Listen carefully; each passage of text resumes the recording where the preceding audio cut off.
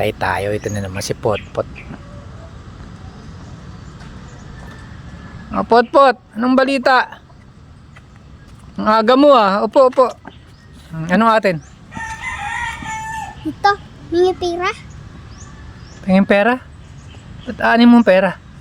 Bibili ko halo-halo. Saan? Doon, sila. At tidal. Bakit magkano ba halo sa kanila? May 20, may 10. May 20, may 10. Lagi ka na lang ganyan sa akin. Kunti pagkain, pera. So ganito na lang, give and take tayo.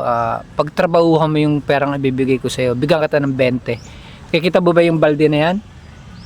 Kolektahin mo lahat ng mga pakainan ng manok. Kakatapos ko lang magpakain, kolektahin mo lahat, tapos babayaran kita. Kailangan pagtrabahuhan mo yung pera na bibigay ko sa'yo, hindi puro hingi. Okay ba yon? Hindi naman mabigat na trabaho yan. Iko-kolektahin mo lang yung mga patukaan na yun. O sige na, kolektahin mo na.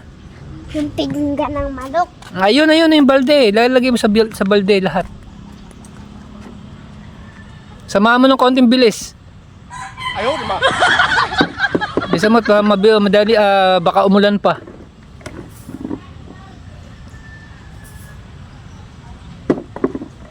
Good boy.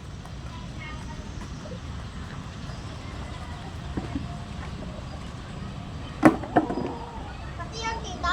Lahat. Yun, dati nakita mong patukaan dyan, kolektahin mo. Magtrabaho ka, wag puro hingi.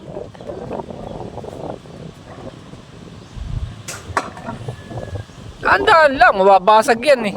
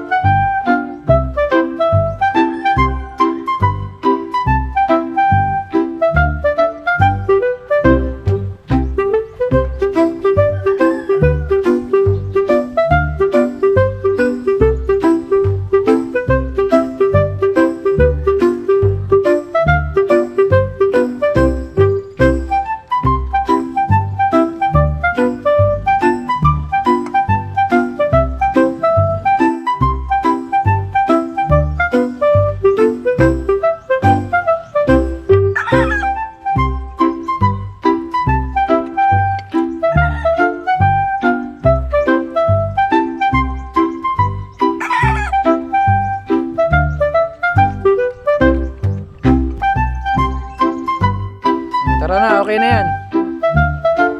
Gugas ka na ng kamay mo.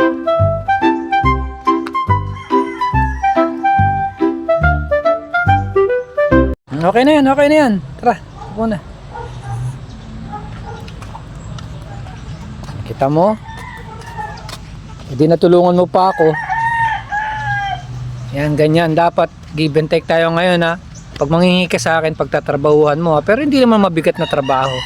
Hindi naman kita i-child abuse. O, sandali. Ito. Katang 20. 5, 10, 15, 20. Kita mo, yan sweldo mo. Saglit lang yon. At least pinagpaguran mo yung yung kinita mo. Magkano yung halo-halo? May 20, may 10. O, may 10. So 20 pesos yan. Bumili ka ng 2 10 na halo-halo. Yung isang 10 bigay mo kay Maling sa kapatid mong maliit. Tapos 10 sa'yo. Wag mo suluhin lahat yung tagbe-20 ng malaking baso. Biyakin mo 2 10 tapos bigay mo kay Maling. Kawawa naman yung kapatid mo, ha?